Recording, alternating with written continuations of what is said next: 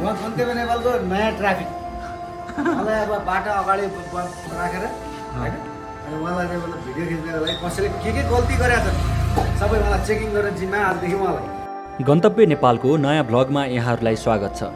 आजको हाम्रो गन्तव्य रहेको छ काभ्रेको धुलिखेल नगरपालिकामा पर्ने छाँगे झरना।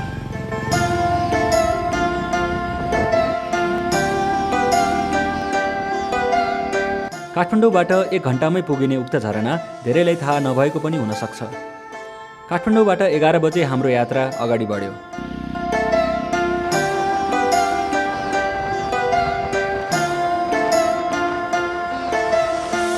बनेपा पुगेपछि बनेपा बजारमा रहेको 3 बाटोबाट बायाँ लाग्यो।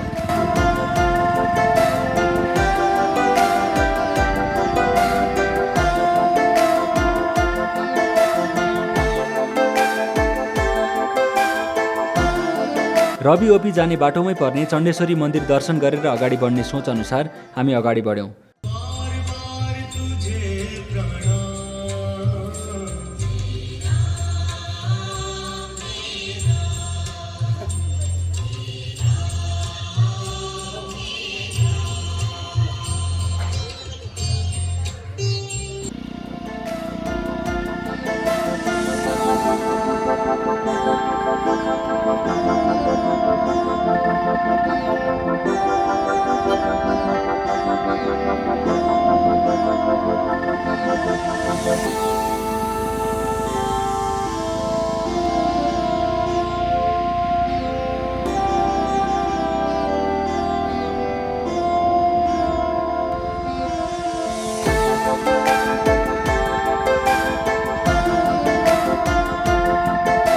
चण्डेश्वरी मन्दिरको दर्शन गरेपछि हामी करिब 20 मिनटमै रवि गाउँमा पुग्यौँ।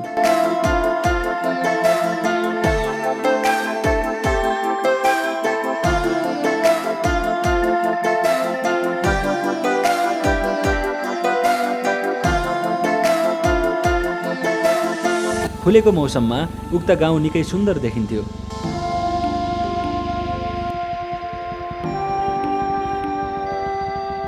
रवि गाउँ हुँदै अगाडि बढेपछि बाटोमै पर्ने राजन कोइराला स्मृति पार्कको अवलोकन गऱ्यौँ।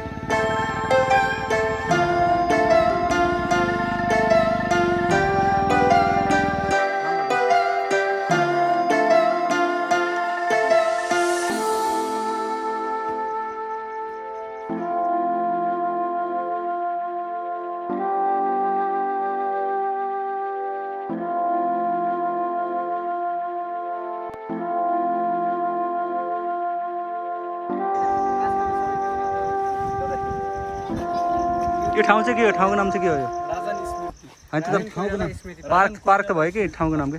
ठाउँको नाम चाहिँ रवि। रवि। ओपी भनेको चाहिँ? ओपी भनेको चाहिँ त्यो जुन त्यो सब डाँडो देखाएको छ नि यताको त्यो माथिको डाँडो ओपी है।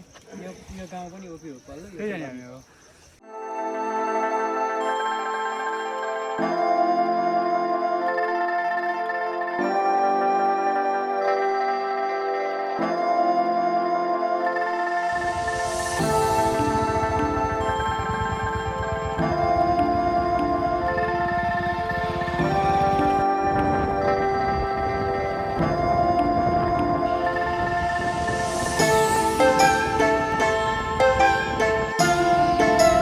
केही बेर त्यहाँ बसेपछि हामी कच्ची बाटो हुँदै ओह्रालो लाग्यौँ।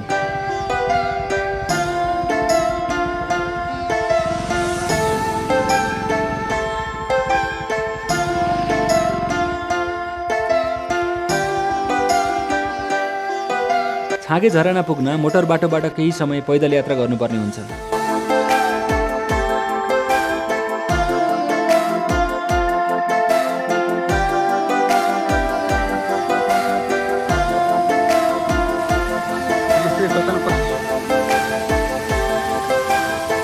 करिब 15 मिनट हिँडेपछि हामी हाम्रो गन्तव्य छाँगे झरना पुग्यौँ।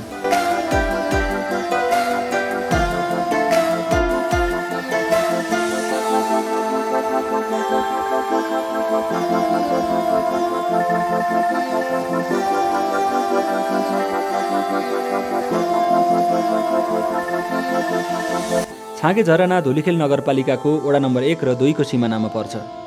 काठमाडौँबाट 30 किलोमिटर मात्रै टाढा रहेको छाँगे झरना आन्तरिक पर्यटनको लागि गतिलो गन्तव्य हुन सक्छ।